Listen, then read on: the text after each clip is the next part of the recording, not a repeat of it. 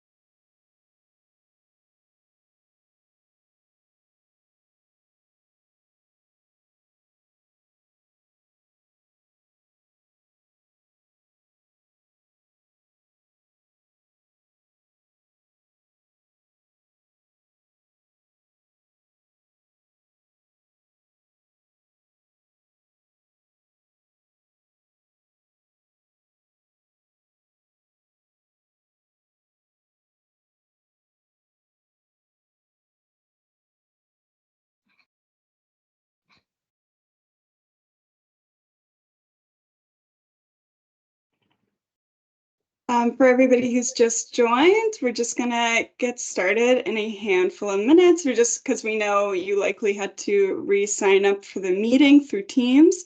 So we're just gonna give it a few more minutes for a couple more people to trickle in, and then we'll get started.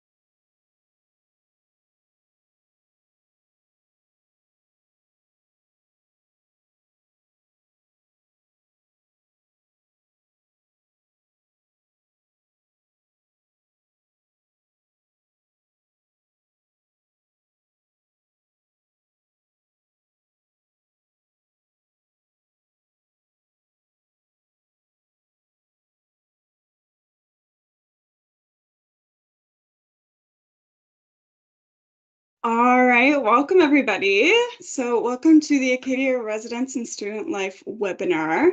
My name is Sophie Chambers. I'm the Ontario and Quebec Enrollment Advisor for Acadia University. So if you live in those provinces, chances are you've chatted to myself. And with me this evening, I have Brent and Addie from our Residence Life department, and they're going to take you through a presentation. So today we're going to be touching on all things residence life, what residence could look like, for you living on residence, how to make your choices, as well as how to pick your room when that time comes later this month. And at the end, we will be doing a question and answer. I will remind everybody when we get to the Q&A, but it is going to be within the Q&A box. So it won't be through the chat, it will be through the Q&A box. So if you're starting to think of questions throughout the presentation, maybe make a little note to ask later in the evening. And if you would like to ask your question verbally, you're more than welcome to by using the little hand raise function within Teams. But that's it from me, and I'm going to pass it on over to Brent and Addie. Awesome. Thanks, Soph.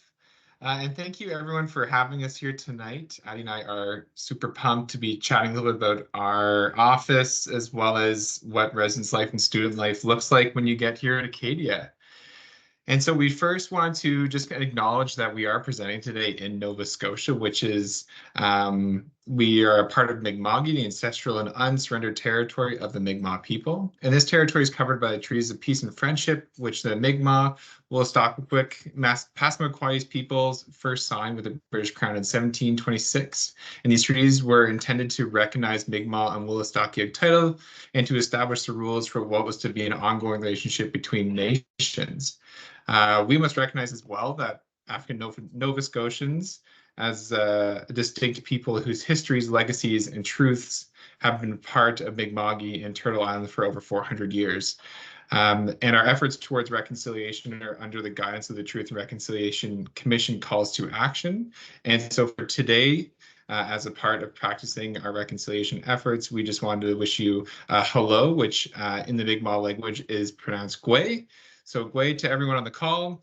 And this is also echoed through Dr. Jason Brown, who is an Indigenous Maori professor from the University of Auckland in New Zealand, who said that in efforts towards reconciliation, we must incorporate the language of our land spoken first over those that dominate and are spoken primarily today. And so may we all actively work to decolonize our efforts and incorporate more Indigenous practices through the work, through the guidance of the Knowledge Keepers, Elders, and the direction of the Truth and Reconciliation Commission of Canada. Hi, everybody. My name is Addie, and I am the Residence Accommodations Coordinator. The focus of my job is occupancy management as well as Star Res administration. So all the questions you have about room selection, time slot, booking a meal plan, and residence fees, I'm going to be the one answering those. I've been also working in residence life in a couple different capacities, including the student service representative at the front desk since 2019. And I graduated last spring from Acadia with a Bachelor of Science in Psychology and Biology. So I may be able to answer some other questions too. Right on. And joining Addie is myself. My name is Brent LeGros. My pronouns are he, him. I'm the coordinator of residence education here on campus. Essentially, my position dictates hopefully the experience that you will have on campus here and help to foster community that also helps drive you in the direction that you want to go during your time here at Acadia. I graduated from the school in 2019 with a BBA and just never left Wolfville. So happy to be on the call to also maybe answer some historic related questions about the university, recognizing my age, but otherwise too do have some more relevant information about residence life that I feel would be more applicable. Sweet. So here's a wonderful picture of our campus, and I'm just going to give you a little bit of an overview on what our campus is like. So we have 11 housing options on campus, which ends up being approximately 1,400 beds. Each one of the buildings on campus is celebrated for their individuality and culture within each building. So if you have specific questions about specific buildings and culture and recommendations, we would love to answer those during the frequently asked questions period. Our campus is rather small, so all the residence buildings are approximately a 5-minute walk to classes. Some of them even less, like Seminary House, for example, is very, very close. We are also only 5 minutes away from the town of Wolfville, which has kind of some basic necessities, a grocery store, pharmacy, lots of restaurants, and Wolfville plays a big part in being an Acadia student and your experience in residence and going to Acadia. The photo here is of Whitman House, or also known as Tully, which is our female and non-binary identifying student building. So you can choose that building during our room selection period, which we will talk about a little bit later if you think that that would be a building that would suit your interests. We also have Chipman Learning Community, which I think would be important to highlight. The Chipman Learning Community houses most of our living learning communities in residence, which Brent will go into further detail a bit later in the presentation. But I thought that would be an important building to highlight for you folks as well, too. Totally. Thanks, Addie.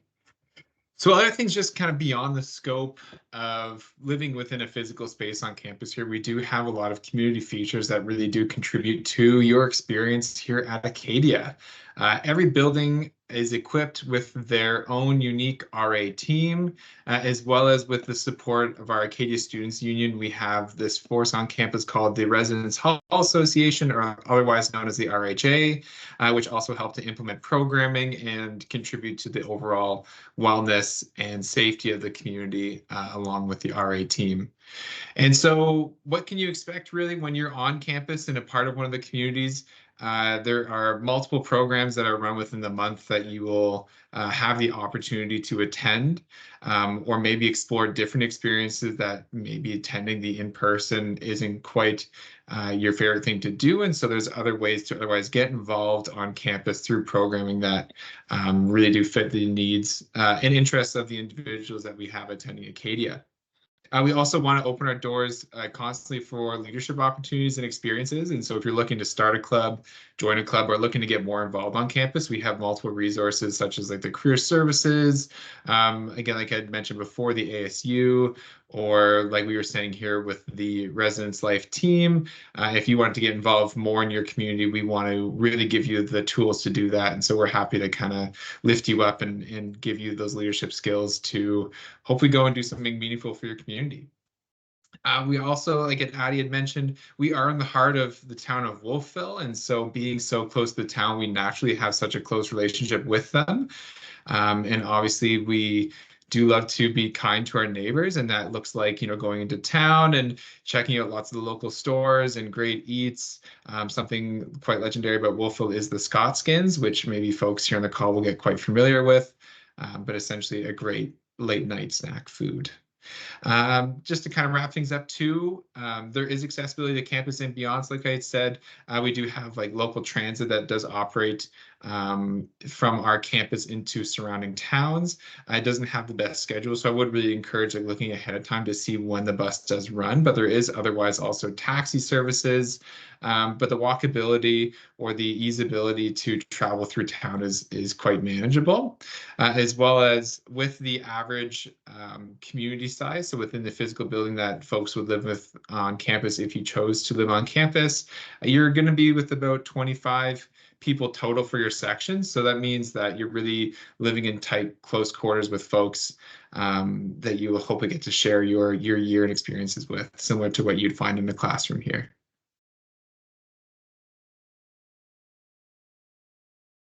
And so about the office team, Addie and I here are obviously on the call with you folks here today, but we also wanted to highlight and showcase some of the folks that if you are coming to Acadia or if you've already been admitted, that's awesome. If you come into the Res Life, who are you going to see? You're going to see Chad Johnstone, who's the director for our department, who basically oversees the whole operations. And underneath him is Jolene, who is our housing and operations manager, who then oversees what we like to call our Residence Life Coordinator team, which consists of 3 folks, Cassidy, Lexi, and Mickey, that help to contribute to the overall wellness of the community, and which otherwise oversee the RA teams that oversee you folks who live on campus. And this is a question we get quite often, is what is the difference between an RA versus an RLC? Just because we love to use our acronyms here at Acadia, it's important just to make a quick distinction right off the gate here that the role of an RA is essentially to foster community and to be like an active role model and peer mentor for folks living on campus. They directly oversee their sections within a building, but they do as a team contribute to the overall wellness of the community. Versus the RLC, like I just previously mentioned, oversees the RA team, but they do serve as a 24/7 support, who are professional staff members that oversee the wellness of the RAs as well as the greater campus community and operate with them like an on-call basis. And so with that being said, we do have supports available on campus 24/7 through this team, but through other folks like safety and security, as well as with other resources on campus that are generally operate within more business hours like counseling or a sexualized violence response and education office.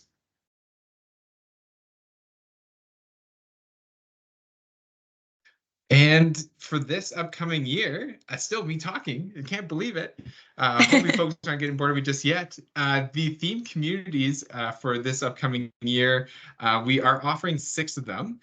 Historically, we've held 8 of these communities found around campus, but we've really come to find out that students really have a passion for these communities. And so I just want to quickly go over what they are, as well as give you the names for them. And so essentially what themed communities operate as are similar living spaces that what you'd find over campus, except they're just more intentional to really uplifting the folks who live in there, their interests, wants, or maybe passions that they think they may lose when coming to university or want to continue exploring. We want to give the space and resources to really give individuals the opportunity to take a step forward, learn new things, and get to meet new people right off the bat that share a similar passion as yourself. That's a really great tool for our first year students coming in to recognize that we do have these 6 communities that already predetermined that bring people in who have passions that align with them. And all those can be found through the student housing portal. But just to give you a snapshot of what their names are, we have the creative corridor, which really focuses in on the arts, creativity, and making. Get Outdoors, which I think we've officially rebranded to Exploration Wellness, but I have not changed that in the slide clearly. Essentially, the idea there is that we do want to focus in on outdoor recreation and experiencing the beautiful environment that Acadia does sit within and within the Annapolis Valley and the local trails that we have access to. We also have the Music Enthusiast, which is located in Seminary House, because historically speaking, we've had lots of music students there as its closeness to Denton Hall. And it's a space that a lot of music students do find that they get to play and practice in and share that space together to create new music. We have the server, which is focused all on esports, gaming, technology, the Women in Science and Engineering, which can be found within our Whitman/Tully house. And then finally, to wrap things up, we have a dedicated substance-free section. So if you're coming in, whether with personal choice or religious preferences that you do not wish to indulge in substances at all, we want to create a community that really promotes and upholds those values and to create a meaningful experience that is dedicated for folks like that. So that's essentially our snapshot. I would love to answer questions about those later on. Thank you, Brent. It's my turn now. So here are some important dates for you folks focused on room selection and residence, what we are kind of talking about here. So perfectly, today was the day that your time slots for your room selection period were released. You're able to find those time slots in your residence housing portal, which is the same place that you would have applied to residence and filled out the roommate matching questions and all those things. The time slots can be found right there on the homepage of your portal. And if we have some questions about the time slots later on, I can show you what it looks like, or we can talk about it a little bit further. So those time slots determine when you're able to log into the housing portal and select your room for next year. So the time slots are starting on May 15th at 1 p.m. And they'll run kind of until the end of May. The reason for the time slots is just to limit the amount of students logging into the portal at the same time. The time slots are determined on when you have completed your application. So our room selection process works on a first come, first serve basis. So when you go and look at your time slot, it may say May 17th at 8 a.m. or May 17th at 1 p.m. Those are the two time slots that we're running throughout the day. And then you'll have that period of time from 8 a.m. to 1 p.m. or from 1 p.m. on to log into the residence housing portal, filter for whatever room type you may want, and then select that room and book it for the next year. So that May 15th date is very important. I would take a look at your time slot before then. And I would also, if you are not somebody who has applied for residence yet, I would definitely get that residence application in if you're looking to live on campus. And then in early August, we will have our meal plan selection. So you kind of have a big period of time where you don't have to complete anything else after that room selection period. And then in early August, we'll send an email out asking you to log into that housing portal once again and select your meal plan for the next year. And then finally, August 27th, we have our new student move-in day, which is going to be very fun, very exciting day. Okay, so here's a slide that's a little bit more specific to room selection, kind of general points. And then if we have questions later, we can come back to this slide or we can talk about it a little bit more. So your first step is to accept your offer of admissions to Acadia, pay your admissions deposit, and activate your Acadia network account. The network account is what you'll use to log in to all your Acadia related accounts, including your housing portal. So once you have that account set up, you're able to log on to the Stara's housing portal and complete your residence application and pay your residence confirmation deposit. These two steps are very important. If you haven't completed these steps, then you won't get assigned a time slot and you won't have access to select a room. So those two things are very, very important. So now, starting today, you're able to log into the housing portal and check your time slot, which I was just talking about before. I can again show you the homepage and show you what it looks like if you would like. There's a box that says like fall 2024, winter 2025, and has your time slot there. And then next step is room selection. Starting on May 15th, you'll be able to log in once your time slot begins. Filter for building. So if you really wanted to live in Eaton House, you could filter for Eaton House. If you really wanted a single room, you could filter for a single room. If you wanted a single room in Eaton House, you could filter for those two things. And then the housing portal is going to show you a list of all the rooms that are unbooked for the fall term, and you can go ahead and book one of those rooms. As Brent was talking about before, you are also going to be able to filter for living learning communities. So if you are looking to live in the Creative Corridor, which is in the Chipman Living Learning Community building, you would be able to log in and filter for that community or filter for Chipman House and pick a room within that community. So after your room selection has taken place, and for some reason you didn't get the room you wanted, because that is a reality that happens sometimes, we will have wait lists on the residence portal that you can continue on to once you've booked a room. So if, for example, you really wanted a single and a suite, I know that's a very popular room type, and they unfortunately were all booked up, you could join a wait list for a single and a suite. And then if you kind of moved up the wait list to the first spot in a wait list and a single and a suite became available due to cancellations or withdrawals or whatnot, you would be given that room, the single and the suite. So if it doesn't work out the way that you want on the room selection day, we definitely have other options for you going forward. But we've got lots of rooms available on campus, lots of different options and lots of different buildings. So I wouldn't be worried about not getting a room. And then lastly, as I highlighted earlier, is the meal plan selection. That's you simply log on and pick the meal plan that you want. We have a couple different meal plan options. Some of them including like a Axe spending cash that you can use at the Chartwell's cafes around campus, and then some of them being a little bit more basic. So like the 7-day basic meal plan and the 5-day basic meal plan, which allows you to eat an unlimited amount in the dining hall for the days that you have the meal plan. So 7 days is 7 days a week, and 5 days can either run Monday to Friday or Sunday to Thursday. So you'll have that opportunity to make that distinction there for your meal plan. And if you miss the meal plan period, we generally just assign everyone this who hasn't picked one yet, the 7-day meal plan. And then if you want to go change it after that, you are absolutely able to do that as well.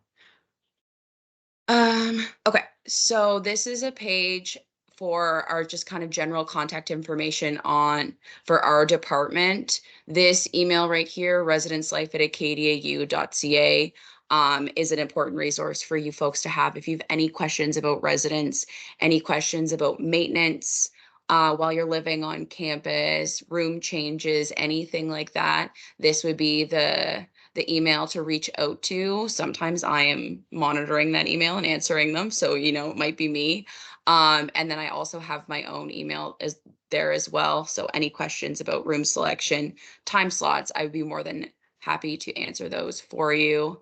And then we have Brent's contact information as well too.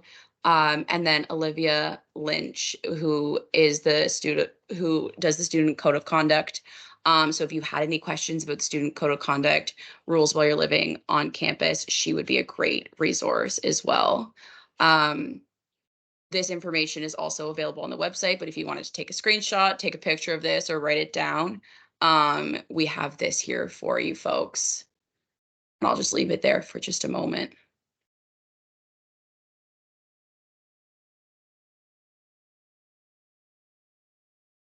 All right, so that is the end of Brent and I's formal presentation. If I know we have a process for our question period, so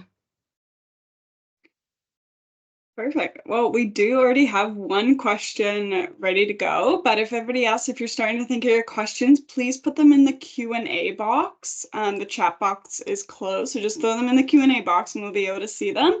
And if you would like to ask your question verbally, just use the hand raise function within Teams and we'll be able to point you out there.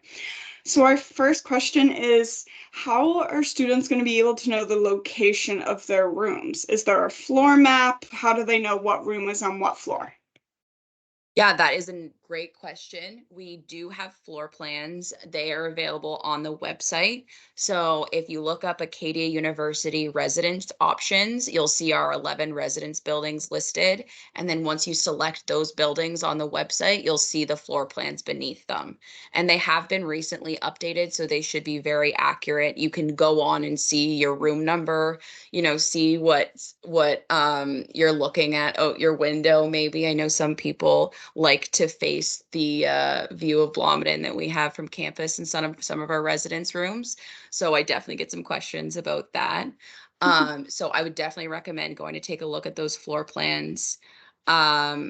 I will note that some returning students have already booked their rooms again for the next year. So if you're looking at the floor plan and you're saying this is the one single room I really, really want, there is a chance that a returning student has already booked that room for the next year. So I would have a couple in your back pocket that you think that you may want to live in. So then when you log into the residence portal and you're ready to select your room, you can kind of look for them immediately and not have to, go back to the floor plans and compare kind of. Cool. We have an individual who was not received a time slot. Is there any others that are coming out in next week or so? Or are all the time slots already full?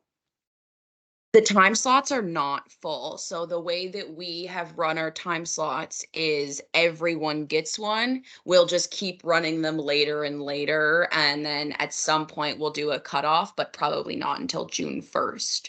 So if you have not received a time slot, it's either because you've completed your application after I've done the assignment, or you've paid your confirmation deposit after I've completed the assignment, or you haven't done one of those two steps yet. So I am able to look into those cases kind of individually. So if you wanted to send me an email, or I think that's probably the easiest thing to do individually. And I can look into that for you separately, away from everybody else. But also, if you are like, I know that I haven't fully completed my application yet, or I may have done it today, that is also could be the case. And then you'll just get assigned like the last time slot that all kind of put together before room selection. So you will get one for sure. We're not going to run out of time slots. They're not all going to get filled. While we're on the topic of time slots, someone's requested if you could kind of pull up and show us what that would look like. Absolutely. I'm going to stop sharing my screen here just for a moment.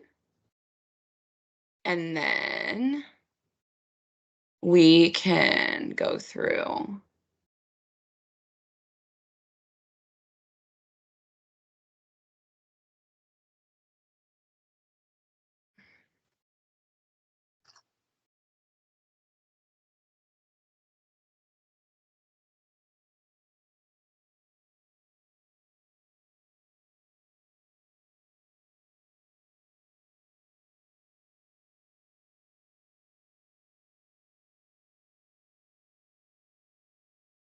Okay.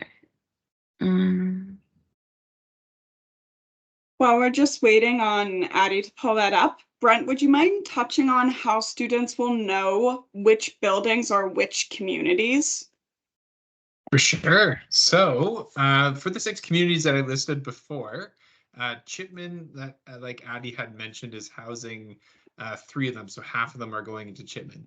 On our second floor in the building, we have our creative corridor, which is accompanied by its creation station, a fully stocked art and creativity, basically wardrobe that you have access to as a member of the creative corridor. We also have the server in Chipman, which is located on the 3rd floor of Chipman House, which obviously we've just equipped all of our rooms with further internet access and accessibility to the online world. And then up on 4th floor, we have our substance-free, so our dedicated substance-free section, in which we hope to just create a multitude of opportunities that isn't necessarily space-specific to that community. Jumping around campus up the hill a bit in Cutton, or 55 University Ave, we have ourselves the Exploration Wellness Community, which is being located in sections 5D and 5C. And then back down the hill a bit, so our Women in Science and Engineering WISE community, that is in Whitman/Tully on 3rd floor. And the music enthusiasts, like I had mentioned, is just going to be in Seminary House, and they're going to be up on the 5th floor. You'll be able to see all of the room profiles, I believe, through the portal itself. And I think Addie can talk a little bit about that now too. So. Absolutely. I'm gonna jump in on that too, because this is kind of my area of expertise as well. You will be able to see the profiles on each room when you're going through the portal. So you'll be able to see the room like you're booking a hotel room almost, and it'll say like seminary room 514, music enthusiasts LLC, and you'll be able to see that very clearly right there in front of you. And then you'll also be able to filter for that as well too. So you can say, I only want to see rooms in this section, and that'll be what it shows you. So it should be very, very clear. But also if you want it written down or kind of mapped out for you in that kind of way, Brent and I would be happy to do that for you. Or to the general residence life at Acadia U email would be able to do that as well for you too. Okay, so I've got the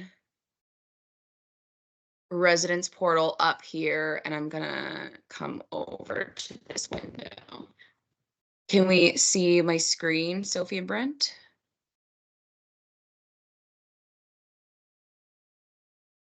Yep, looks good. Yes. Okay, cool. Thank you guys. So here is the residence portal. You can see this is for the academic term 2024-2025. So for you folks who have completed your residence application, this should be familiar to you. And you can see that you have started your application on this date, signed the contract, and then your complete date. All of those things need to be completed for you to be able to choose a room in residence. And then finally, here at the bottom, it says your room selection time slot is May 17th at 1 o'clock. So this is where you will be able to find your time slot if you log onto the residence portal.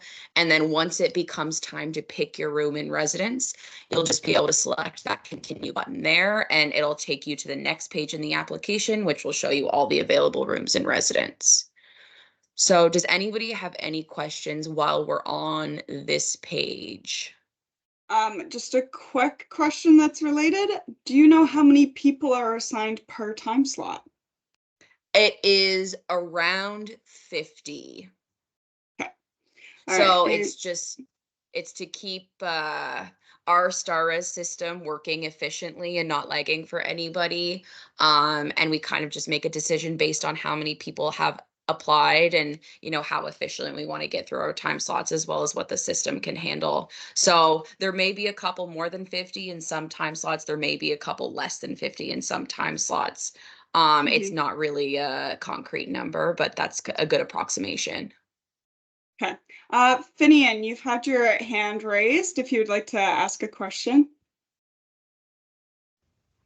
I was just gonna ask what time slot was exactly. I just not entirely sure what you mean by time slot. Absolutely, sure. So your time slot is the time that you're able to log into the residence portal and pick your room.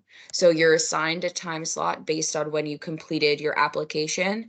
So those folks who completed their application as soon as they came out and on October 1st in 2023, they will be in the very first time slot. And compared to the folks who have maybe completed their application a little bit later, they'll have a time slot a little bit later on. So that's the time that you're given access to the portal to go on and pick your room for the fall. Does that Okay. make sense? Yeah, thank you. Okay, sweet. Perfect.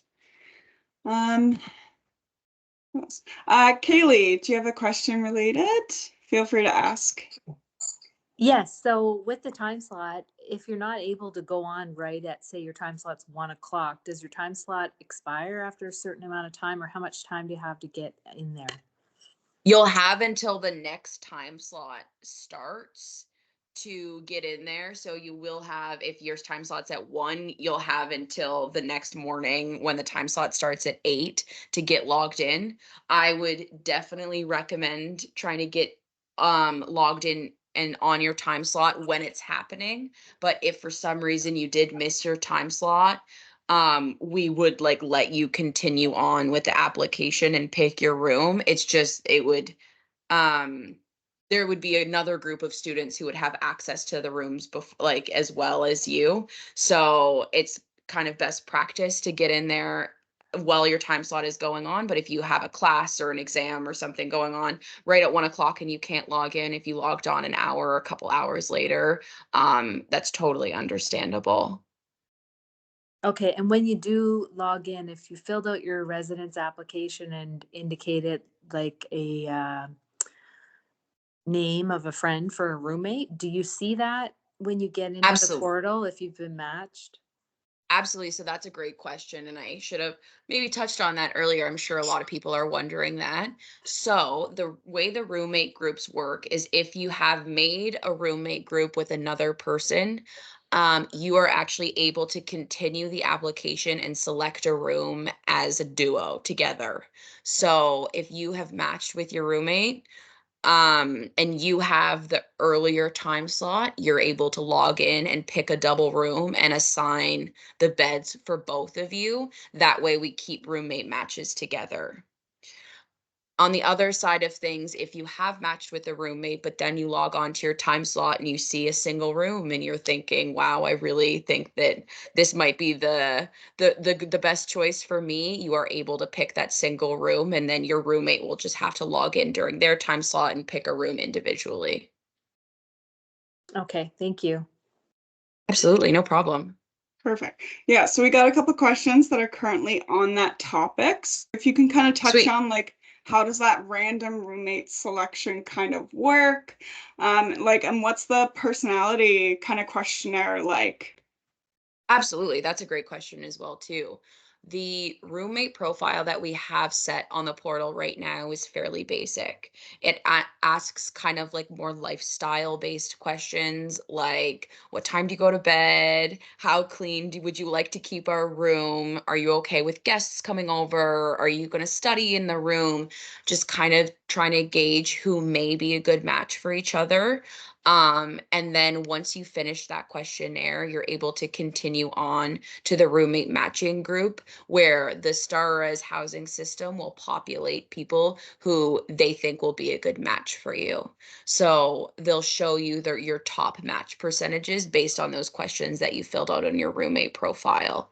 So normally I would say anywhere from like an 80% match up is a very, very strong roommate match. And I've seen a lot of success when the percentages are that high, but I've also seen success with lower percentages as well too, because they are very basic questions about like kind of general lifestyle. You are able to chat with other folks within the roommate group. So if you have a couple people that you're like, this person sounds like we may be a good match, you're able to chat with them for a bit and then kind of say, yes, let's make a group together, or no, thank you, I'm going to keep looking for other folks. So you do have some flexibility within that group, which is really great to try to find the best roommate match for you possible. Um, that being said, if you decide that you're going to book a double room and you haven't done the roommate matching, you'll see all the rooms available on the StarRes page when you go to log in.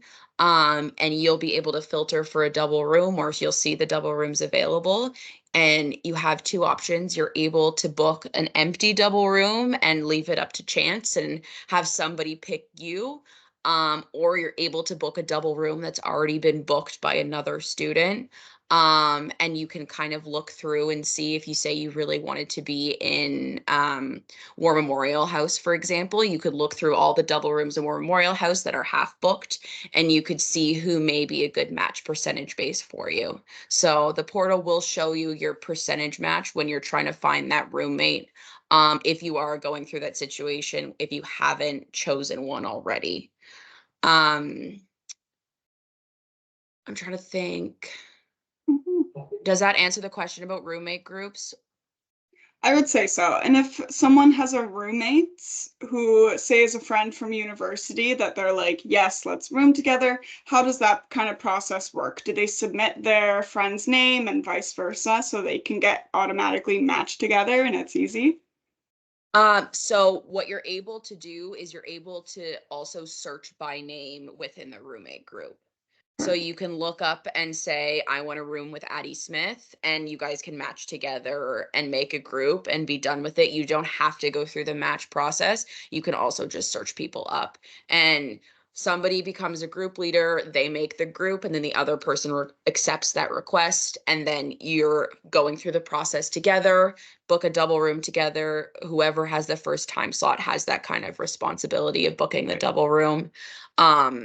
And then you can assign both beds and be all matched together.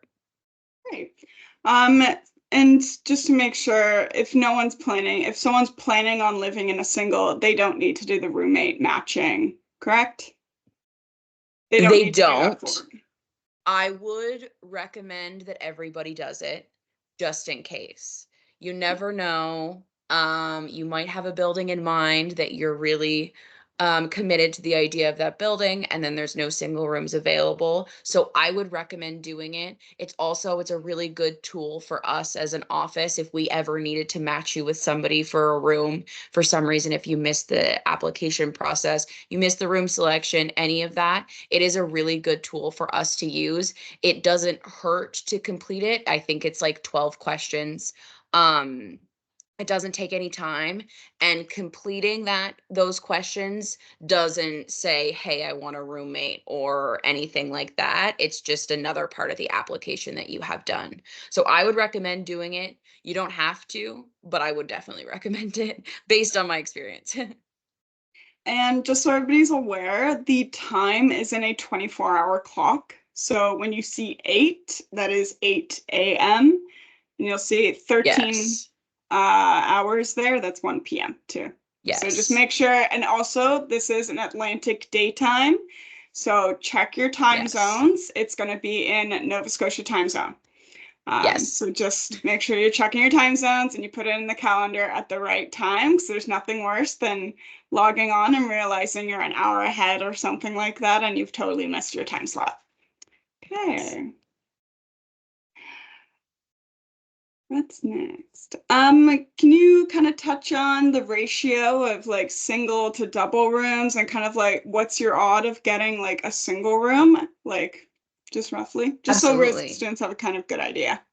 Absolutely. We have more single rooms on campus. If everybody is wondering that, we do have lots of single rooms available on campus. It definitely depends, um, per building what we have more of available. Our larger buildings like Cutton, Chase, and Kroll Tower have lots of single rooms. But then also the other side of that is Chase, for example, is very popular with returning students. So that might have a little bit less single rooms available for you folks when you're going through. Cutton is very popular for incoming first year students. So it really just kind of depends on the building that you're looking at. If you're flexible with building options, the likelihood of you getting a single room is quite high. So if you're saying, I would really like a single room, I just don't really care where, then you're kind of in good shape. And then the other side of that is there's lots of movement throughout the wait lists on the summer with people canceling, people getting apartments off campus, people withdrawing. So if it doesn't go the way that you like it, with the initial room selection, just join a couple wait lists for a single room and you should have success there as well. I also would Yeah. like to mention where the single versus double is concerned. Living in a double room is great. I did it my first year. And I went ahead and lived with that person for like 4 other years off campus. I had a great experience. It's nice to be living in a double room and to have someone to go to your orientation activities with and to go to meal hall with and to do all those things. So if you're kind of weighing your options and you're trying to decide, living in a double room is a great option, especially if you're trying to make friends and meet some new people. So I definitely recommend that too. Consider it at least.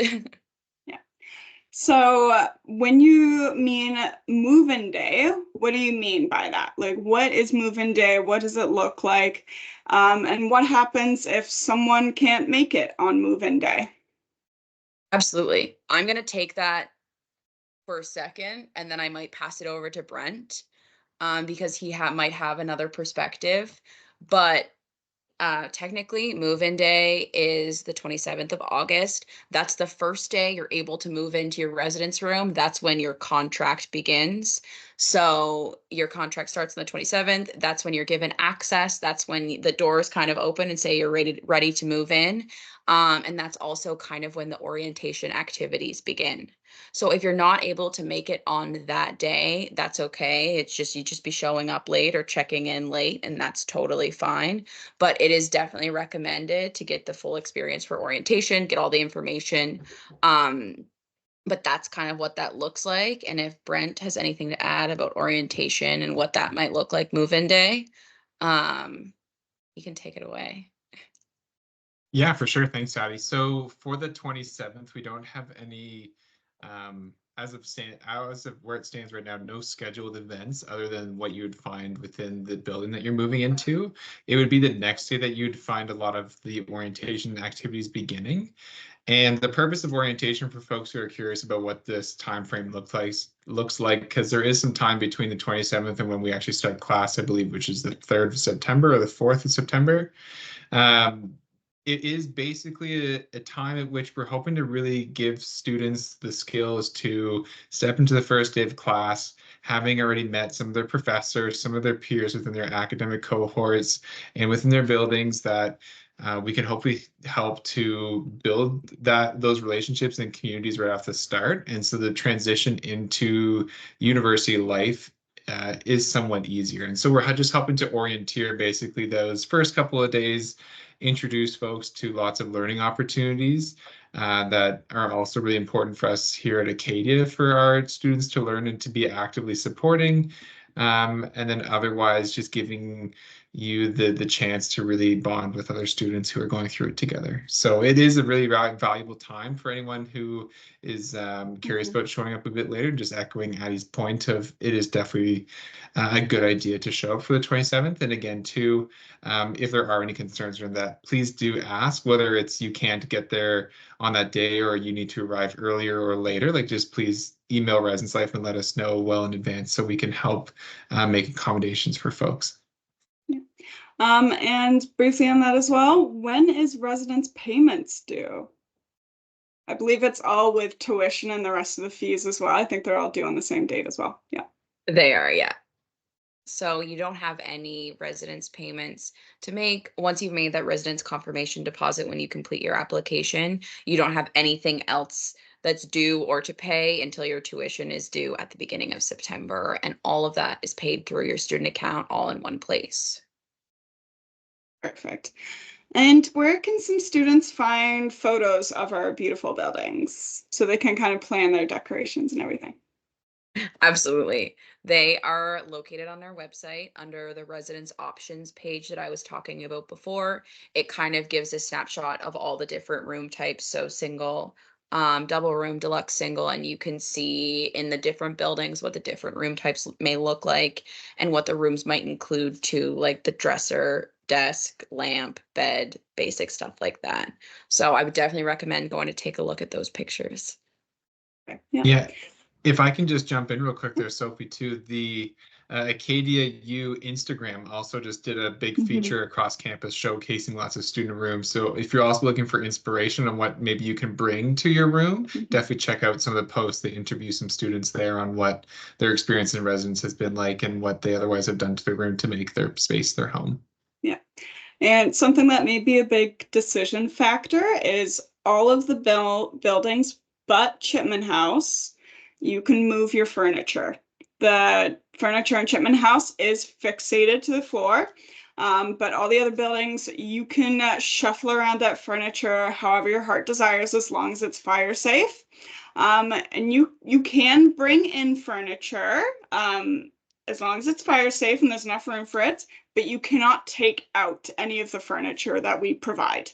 That's going to be all in your residence contract. You have to care for that furniture and make sure it's in the same condition as when you started. But you're more than welcome to kind of switch around the desk and stuff like that too. Okay. What are a quiet section and hours like? Sure, I can probably take this one on there, Addie. So a great question. We have in all of our buildings quiet hours that start on every single night, whether it be weekdays or weekends, but it does change given on those different days. So throughout the week, quiet hours start from Sunday until Thursday. At 11 p.m. So basically the understanding is that when folks are in their building anyways, they do have to be respectful of their neighbors at all times. But formally starting at 11 p.m. from Sunday until Thursday, the ask is that there is obviously the quote unquote quiet hours that do start. And so we're otherwise being courteous of folks who may be sleeping or studying, as we do recognize that a lot of folks do have different study tendencies, that a lot of people do end up studying until 3 a.m. and wish not to be disturbed, obviously, within those quiet hour times. The weekend, Friday and Saturday is what we deem as our weekend quiet hours, and for them, they start at 2 a.m. And with the weekends, we do provide lots of opportunities outside of the building to get involved on campus through our Acadia at Night program or through other initiatives. You often find things to do on a Friday or Saturday night if you do wish to get out of your building, if it is something that's a little bit too noisy for you. But again, as well, recognizing that it does start at 2 a.m. If there are people still being loud within your section, it still comes back to that general care and courtesy for your neighbors. And so if you are having any of these concerns regarding the impact on your sleep schedule or studies, you are more than encouraged to go reach out to your RA and ask for assistance with quieting down the folks within your community. And maybe, Addie, you can correct me, but when it comes to quiet sections, I believe we do have a couple on campus, but maybe I'm wrong. Is that correct?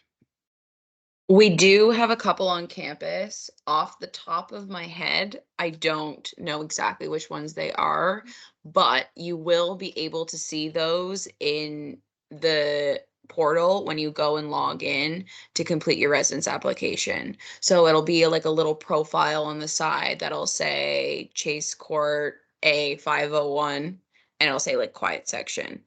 So we'll make sure that those are very visible for you when you go through the portal. But you could also reach out and ask the Residence Life at Acadia U inbox too, and we could send you a big long list of where they are. Yeah, and the expectations for living within those sections are the same as what would be if you're living or awake past 11 p.m. on a weekday and 2 a.m. on a weekend. That you just have to be otherwise quiet for the entirety of the day in those quiet sections. Perfect. Great. Are there any buildings that are more geared to upper years and vice versa? Brent, do you want me to take that or do you want to take it? Sure, you go for it. Awesome. So Roy Jodrey Hall is our building that's kind of more geared toward upper year students. Going along with the quiet hours and quiet sections topic, it is a very, very quiet building. So if you are an upper year student looking for a quiet environment to do schoolwork, and relax and all those things that you'd want to do in your residence room, Roy Jodrey Hall is a great place to live. It is on the more expensive side because it's geared towards upper year students. And it does have air conditioning, going along with that strain of a little bit more expensive.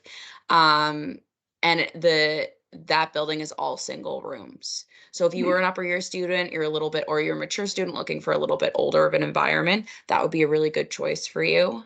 There's also Additionally, suites in that building as well. Yes, Yeah. yes. And then additionally, Chase Court attracts kind of a second year student group.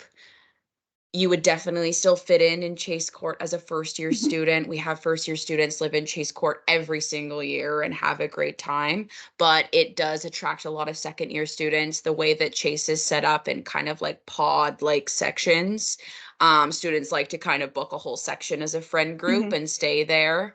So that definitely kind of attracts that group, but you would not fit in as a first year student. It's just not a really first year building. And would be like a bit quieter at times, but would also have kind of people doing activities like distinct to their sections. Perfect. All right. What does move-in day look like and where do they go? So what's kind of the first plan of action? They arrive on campus, do they go get their ID photo taken, keys, residence? Yeah. What's kind of the steps? So I will go off what we did last year. I think that system, it will probably be implemented almost identically this year again. If not tweaked a little bit, and it'll be communicated via email to you folks. The first thing that you do is before you get to campus, you are actually booking a move-in time slot. So sick of the time slots. I get it, but you will have to book a move-in time slot, especially for the busier buildings like Chase Court, Kroll Tower, and Cutton House. There's too many students to move in all at once and use the one elevator. So we do run those move-in time slots all day. So you'll book your move-in time slot. When you arrive for your move-in time slot, we will have like a meeting point for you and whoever was coming to help you move in, to stop with your stuff. So for Cutton House, for example, I believe it was like down at the athletic center. And then once your time slot begins, there'll be safety and security staff to send you up to your building. So we'll send you kind of up in clumps of folks there so you can have some time to move in and not be waiting for the elevator for too long. And then once your move-in time slot is complete, it's kind of your responsibility to clear your vehicle or whatever you're using to move in out, and let kind of another group of folks move in. So that would be the first thing that you would do. Your residence key will be waiting at your building for you. So your RA team will have a table set up at the front of the building and all the room keys, and you'll kind of come up, tell them your name, they'll give you your room key, and then you'll be able to go up to your room. Perfect. Just circling back to roommate matching, just touching on again, how is it currently available, this roommate matching form, and how do they access it again? Absolutely. So it is definitely currently available. It is within the application. So if you complete the application, up to the residence confirmation deposit, you're then able to continue on, and it should continue you right on to the roommate matching profile and then the roommate matching group, where you kind of complete the questions and then you can continue on and see the available roommates. So someone has a quick question about meal plans. So there is a specific amount of money that you pay up front for your meal plan. So it's kind of the same as your residence fees. I'm just wondering if you can kind of talk about between the unlimited plans and the 5 and 7 day plans and what that kind of looks like, and whether students can buy passes and swipes and still live in residence. And kind of what are Absolutely. the rules? Absolutely. So if you are living on campus, you are required to buy one of our residence listed meal plans, which you can find on the Chartwell's website, within our Acadia website. If you look up residence meal plans, you'll be able to find it. So you are required to buy one of the kind of week pack plans. So that's the 7 day or the 5 day plan options. If you are living in residence, you unfortunately can't buy the meals that are individual swipes or counted by swipes. Those are just for off-campus students. So the meal plans kind of go, they increase from the 5 day plan is kind of our most basic plan. You can choose this plan if you think that you may be eating out on the weekends or going home to some home cooked meals, or cooking for yourself in your residence building. The 5 day plans run either from Monday to Friday or Sunday to Thursday. You'll have unlimited access to the dining hall during those days, but the days that you don't have the meal plan, you can't go to the meal hall at all. So it's not a situation where you can like save your swipes up and go on the days that you don't have it. It's you have unlimited access for Monday to Friday, and then Saturday and Sunday you are on your own to figure out what you're going to eat in those days. And then the 7 day plan is basic 7 day plan, unlimited access to meal hall the 7 days a week. And it goes up from there with 2 different amounts of dining dollars that you can have. So the dining dollars can be spent at the Chartwell's run cafes around campus. So there's one located in the BAC and Huggins, which are 2 buildings where you'll frequently have classes. Basic things like coffee, pizza, baked goods, snacks, that kind of thing. So if you are someone who, might be skipping breakfast at meal hall and going right to class, that might be a good option for you. But you always have the option to increase your meal plan too. So if you're there for your first couple weeks and you're like, oh my gosh, I'm spending all my money down at the cafe, then you can come to our office and I'll increase your meal plan to the one that includes so much dining dollars for you to use there as well too. Yeah. So that's a really good option. And you do have unlimited food when you swipe in and you are in, regardless if you are living off campus and you buy a pass or you're just on the 5 day or the 7 day. When you're in meal hall, there's no time limit. You can sit in there. Students will actually sit in there and study. We've got these big comfy booths. Students will study in there because then you have your unlimited coffee on tap and all these snacks. So it's kind of a good option. But it is an unlimited amount, and you're never, if you're with the 5 or 7 day unlimited plans, it is unlimited. You can swipe 10 times a day, you can swipe once, it's completely up to you. So those are kind of the ones that I recommend. Yeah.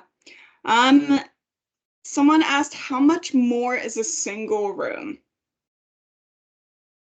That definitely varies as per building. So I would recommend just going to look at the building that you're interested in on the website and seeing the cost difference there. In some buildings, depending on the building type, a single room in some buildings is like equivalent to the cost of a double room in other buildings. And other like bigger single room options. So if you wanted to go look at the website to compare the cost for your specific building you're looking for, I would definitely recommend doing that.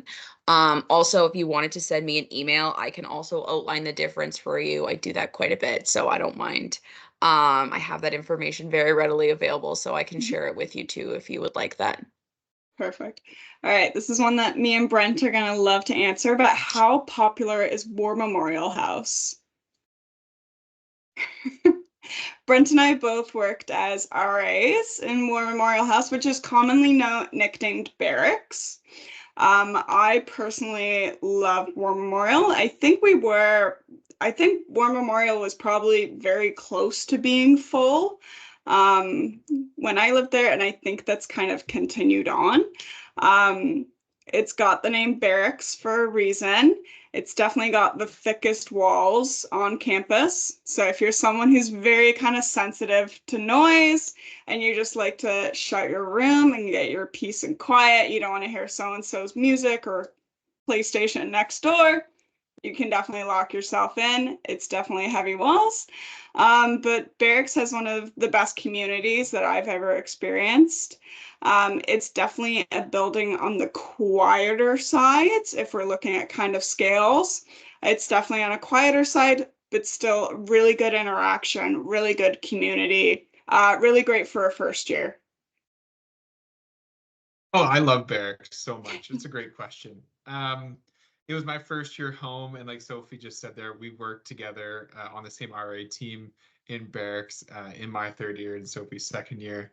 And like Sophie had said, like it has an incredible community. It's had longstanding traditions within the space itself that really do come out, and even in today's age, as it did serve as a home that housed all of the students who went to World War II. They came back onto campus after doing service, and were all housed in War Memorial House, in which it really did foster a community that was built upon support and built upon like this connectedness and shared identity of people living there, and that's really transpired into days like today, where now because it's at the bottom of the hill, people really bond with the fact that they have to climb the hill every day to dining hall. And just beyond that, it is a great location for our student athletes or those who are really interested in physical activity, as it's located at the bottom of the hill. It's closest to our Acadia Athletics Complex.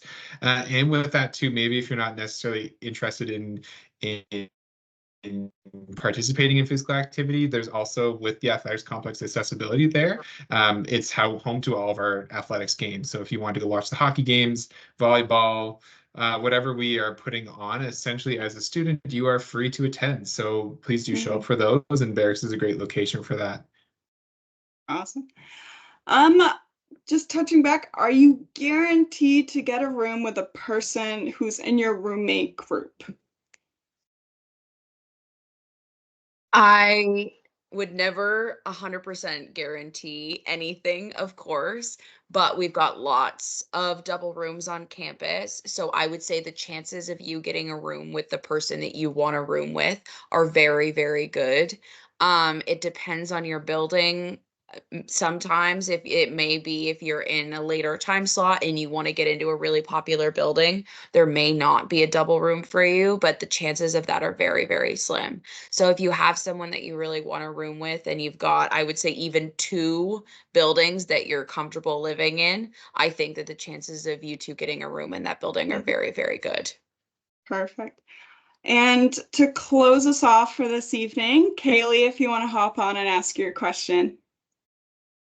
Thanks. In the descriptions, like I think maybe it was Dennis or another host, it talks about 10 like or so many shared rooms with like a single and then a shared bathroom. What are those like? Or I guess how many of there are there on campus, and is that a popular choice among returning students? Do first year students have a chance to get that? Yeah, that's a really good question. So well, they'll be called in the housing portal a single in a suite. They generally consist of three single rooms, and then a washroom that's shared amongst those students in those single rooms, and then like a small living area. There are a couple two-bedroom suites in Dennis House. But they are very popular on campus, I would say, especially with returning students who've made friends and then say, we kind of want more of an apartment vibe, but we want to stay on campus. So they'll go for a single and a suite in their second year. There are still some available. I was looking at the availability of them today, actually, for an incoming student. So there are still some available, but I would say that there's definitely, I would say half of them are booked right now by returning students. So if you are someone who is looking for maybe a little bit more privacy, that might be a really good option for you. And you can have your single room in that space, but then also, have a little living area that you would share with two other students. And you can match with suite mates through the roommate group. So if you made a roommate group with 3 people, you 3 could go through the process and select a suite together. Okay, thank you. Yeah, no problem. Thanks. Awesome. Well, thank you so much, everybody, for attending the webinar this evening. I really hope we helped answer a lot of questions and hopefully alleviated some stress and some nerves about selecting rooms. If anybody did not get a time slot and you did fill out the Residence Life form and paid the deposits well before today, please email residencelife@acadiau.ca. Yes. Claire has pinned the email in the Q&A box there. So if you have any questions, concerns, please send that email over to us. But other than that, thank you so much for attending. Hope you have a good evening or afternoon or wherever you are. Thank you. Thank you, guys. Thank you, guys. Well, yeah, thanks, folks. Bye-bye. Thank you.